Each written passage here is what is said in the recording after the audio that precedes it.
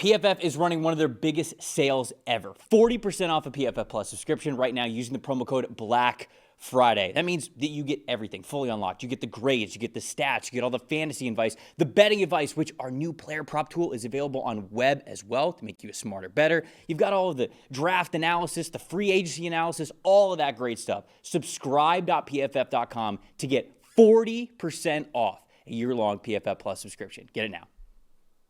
Falcons and the Jets. Jets, big win, 27-24. What did you say before we started the show? They've won 3 out of 5. Jets have won 3 out of 5. I don't know the last time. I think it's been probably 3 years since we've won 3 out of 5. Feels weird. I'm going to look that up in a second after we do the top fives, and I'll let you roll on the stat that told the story. But top 5 graded players for the New York Jets as winners of this game. Wide receiver A.D. Mitchell, top of the list. Look at that, 76.0. Offensive guard Joe Tittman with a 75.7. Running back Breece Hall with a 75.7 as well. Cornerback Brandon Stevens with a 73.4. And then tight end Jeremy Rucker with a 68.0. Tyrod Taylor in this game a 70.1. On Atlanta side of things, offensive guard Chris Lindstrom with a 90.4. Tight end Kyle Pitts an 82.8. Edge rusher Leonard Floyd with a 78.4. Center Ryan Nuzio with a 74.5. Defensive tackle David Onyemata a 74.4. And then Kirk Cousins in this game a 62.8 overall grade. Sad that told the story, Dalton. Fun fact, they won 3 of their last 5 games in 2023. Beat Houston, Washington, and New England. That was Bill Belichick's last game was the last time we won 3 out of 5 games. Oh, well, that one didn't count. Oh, it doesn't even count? No. I mean, he was there. No. He's out the door. Oh, well, they won 3 games in a row earlier that year, too. So. Okay. All right. So I'll still give it to you. All right. Well, a little. I mean, it feels like a little bit of hope here, but when you look at this game, it was the difference in, and I'm not saying Tyrod Taylor was outstanding, but he was good enough to win this game, and that's all the Jets have been asking for at quarterback. Well, he threw the ball. He did. That's it. That's it. And listen, that's all it is. He threw the ball. He had a couple of big scrambles too. He ran the ball as well. Tyrod Taylor. I like Justin Fields. He won't throw the ball. Correct. That's the thing.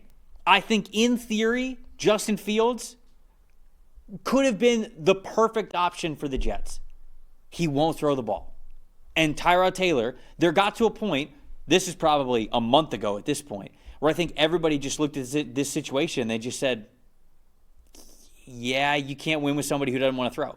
You can't. For as much as you want to be running football team, if he won't throw the football, you're not going to win football games. And Tyrod Taylor will at least throw the football. He will at least try to win the football game. And that's what happened here. And take his Because it was an ugly game. This is an ugly game. It's not like it was a good game. But the Jets won because they finally had a quarterback that it would at least try.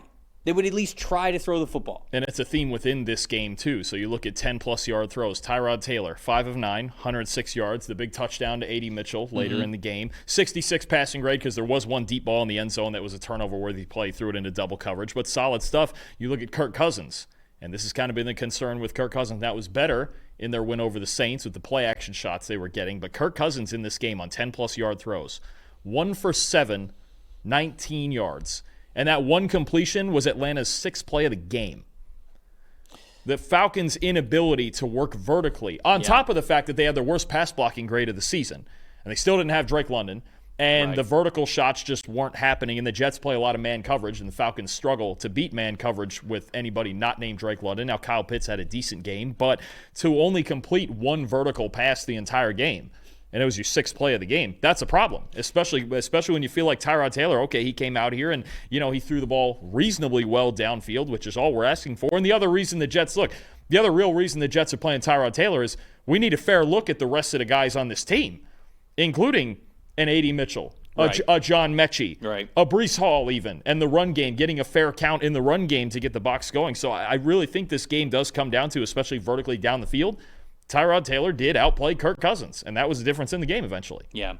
Now, there was one play which I think the stat that told the story is, I mentioned that this was not a good football game. Last 2 minutes of the game here, both teams had 2 possessions within the last 2 minutes. So it just shows you, like, these offenses were not really very good in this game. But when it came to the Falcons, they were 3 and out on both of them. and that's why they end up losing, because the Jets end up doing more with their final possession that they had.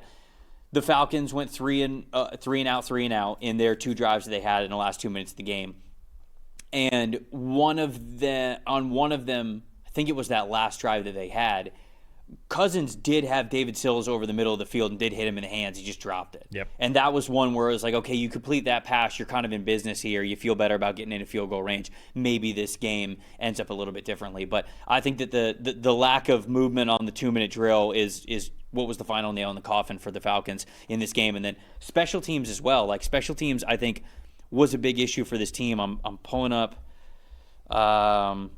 what were the special teams possessions now, because they had a muffed punt that the Jets, they got a 2-yard, they got that the ball the at Jets the 2-yard got line on the 2-yard line and were able to score a touchdown immediately after that. So that's a special teams blunder there.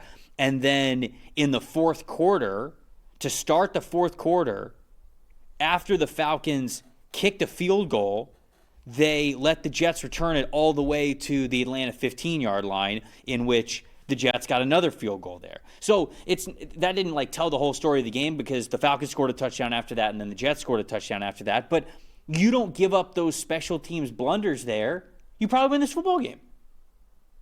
Don't muff the punt, and don't let the guy return the kick all the way to the 15-yard line. That's kind of it. So that was my most disappointing, was the special teams work for the Falcons, because even with a lot of the lack of explosiveness that they had on offense, they still could have easily won this game if they take care of business in the special teams area, and they did not. And that's been a theme for the Jets lately as well. We remember the memorable fumble from Xavier Gibson week 1 that you could argue lost them the game to Pittsburgh, but they've been really good on special teams since then, and that's what Aaron Glenn is trying to put into this team is, look, on those units, if you make a mistake, I will find somebody else who can play with enough effort and enough execution to get these special teams units going. You even look at the grading, they're a top 5 special teams unit in our grading scale. The Jets are? Right, for the season. Yeah, and that's all the units put together. And think about it too. Listen, what was it, 55 yards? I didn't think there was any chance Nick Folk was hitting that last kick. I don't know the last time he hit a 55-yarder, but got it done. I mean, the Jets, here's what I'll say for the Jets. They've won 3 out of 5. I think this was the goal for Aaron Glenn this season, regardless of the win total. I've really only seen one game this year, the Buffalo game, where they pretty much just didn't come out there and show up. Other than that, I will say this. The Jets play with a lot of effort and a lot of grit, and over the last 6 or 7 weeks, we have seen them play pretty good defense, honestly. I mean, even with trading away Sauce Gardner, trading away Quinnen Williams, they play with a ton of effort, and it feels, I think the goal is, remember the first year in Detroit, I believe it was 2021, when they were bad, but it was Dan Campbell just trying to put that high effort, high energy imprint in his team. It feels like the last month and a half or so that Aaron Glenn has been able to do that. And when they lose, okay, they lose because of a lack of talent. They weren't better than the Patriots. That's fine. They're not better than the Patriots. They're not better than the Baltimore Ravens in Baltimore. And even in that game, Breece Hall doesn't fumble that ball inside the 10. You never know where it goes at the end. This team's playing with a lot of effort and a lot of grit, and they're not an easy out right now. And I think that's the entire point of what Aaron Glenn and Darren Muji are trying to do, is just go, hey, yes, find players, find foundational players that are coming with us next year. But also the guys who, if you're here this year right now, if you're on our football field, you're going to play with 110% effort. They're doing that right now, and they got their 3rd win in 5 games out of it. Yeah, obviously it didn't start out great for the Jets. And I think that Aaron Glenn was probably learning some lessons of being a head coach as well, whether it's podium stuff or timeouts or game management or whatever it is. This is a big learning year for the Jets, and I think it's harder to accept that when you're going through it, when the games are actually unfolding. But like you said, if you just take the Jets' entire season, if you truly take a step back at this point and take a look at the Jets season, even through all the ups and downs, I think you could look at it and say, this is kind of what it was always going to be. Now, was it really frustrating, obviously, with Justin Fields in there? Yeah, that part of it ended up being really frustrating. But the team not being as talented as other teams in the NFL, I think that just came to be. Some lack of execution, obviously, which is frustrating, and you never want to accept those things. But yeah, they've won the last 3 out of 5. They're competitive, at least. They're trying. The effort is there from these guys, and like you just mentioned, I think at the beginning of the year, everybody had the same thought. Well, what Aaron Glenn's going to do with this New York Jets team is going to be very similar, or at least this is what they're going to try to do, be very similar to the early days of Dan Campbell in Detroit, when it wasn't pretty, when they weren't very talented, but they cared. They cared a lot, and they showed a lot of effort, and they were trying to not shoot themselves in the foot. They were trying to be a disciplined, tough, competitive football team, and I think that over the last month, that's kind of what the Jets have been. So I think we're kind of looking at the Jets right now, and in their current state, you go, this is kind of what we thought they were going to be at the beginning of the year. And when you take the emotion of being in the season out of it, maybe you're okay with how it looks right now. So I want to shout out David Onyemata as well, who I just thought played really well in this game for the Falcons.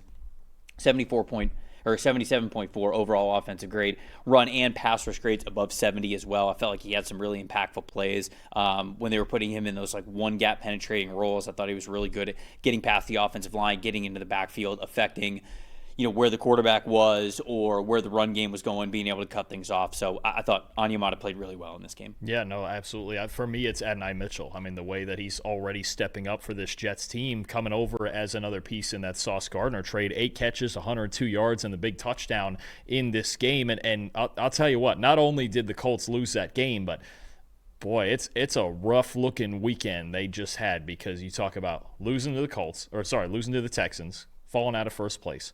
Sauce Gardner suffers a calf strain that who knows how long it'll keep him out. Was that all it was?